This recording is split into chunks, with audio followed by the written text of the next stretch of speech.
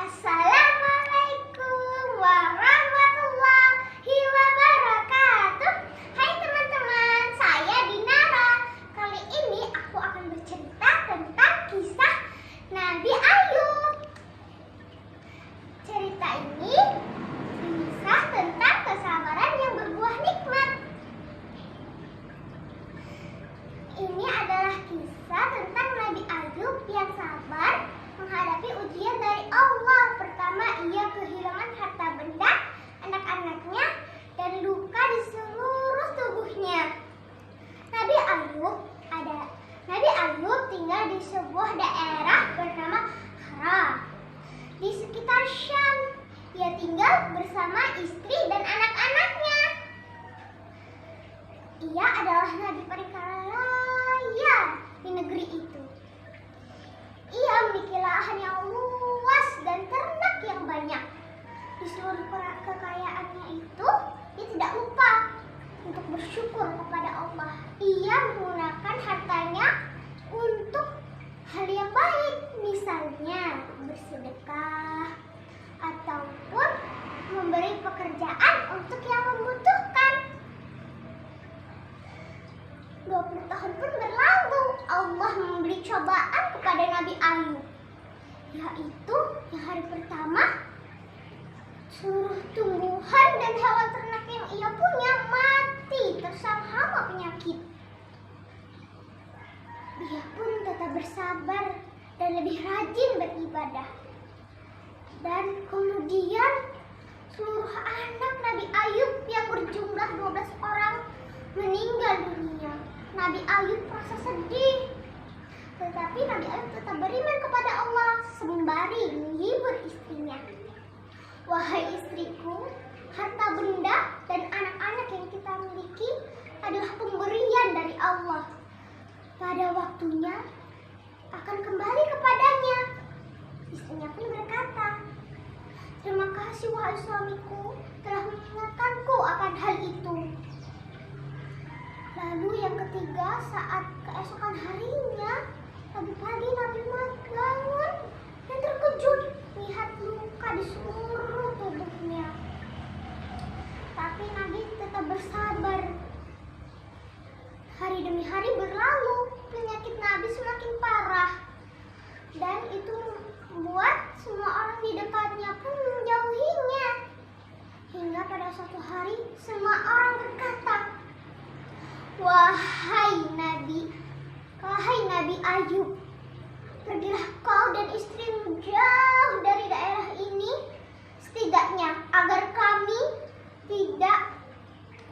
tidak takut tertular akan penyakitmu. Mendengar hal itu, Nabi Ayub hanya terdiam, dan akhirnya ia pun pergi bersama istrinya jauh dari daerah itu dan tinggal di sebuah daerah yang jauh dari penduduk. 18 tahun pun berlalu, tetapi istrinya Rahman tetap setia kepadanya. Rahmah pun tetap setia kepadanya. Istrinya pun berkata, wahai suamiku, kau adalah Nabi Allah. Apakah kau tidak berdoa agar penyakitmu diangkat? Pasti Allah akan mengabulkannya. Maaf kalau aku bicara panjang seperti ini, kata istrinya. Lalu Nabi pun menjawab, wahai istriku, apakah kau masih ingat berapa tahun kita hidup dengan nikmat? Istrinya pun menjawab, kurang lebih 20 tahun suamiku. Nabi Ayub pun menjawab, aku sangat mau untuk memintanya. Kita hanya diberi cobaan kurang lebih dari 20 tahun pun sudah mengeluh. Hari demi hari penyakit Nabi Ayub pun semakin parah. Hingga pada suatu hari Nabi berdoa, Ya Allah, jika kau memberi cobaan kepadaku, akan kucoba untuk bersabar. Tapi jika cobaanmu itu menghadapiku untuk beribadah kepadamu, maka sekiranya kau angkat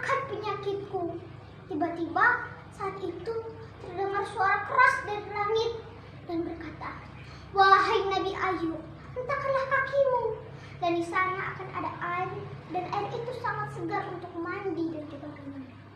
Lalu sehabis mendengarkan itu, Nabi pun bangkit dari ranjangnya dan ia pun menghentakkan kakinya. Lalu muncratlah air yang sangat banyak. Nabi menggunakan air itu untuk mandi dan minum. Seketika luka yang ada di badan Nabi pun menghilang. Lalu saat istrinya baru masuk ke dalam rumah, istrinya kaget. Ada seorang pemuda di dalam kamar Nabi. Ia Ayub. Ia bertanya kepada pemuda itu, "Anda siapa? Apakah Anda melihat ada seorang laki tua sedang berbaring di ranjang ini?" Kata istrinya. Lalu Nabi Ayub pun menjawab, "Wahai istriku, apakah kau tidak mengenaliku? Aku adalah suamimu." Lalu istrinya pun berkata,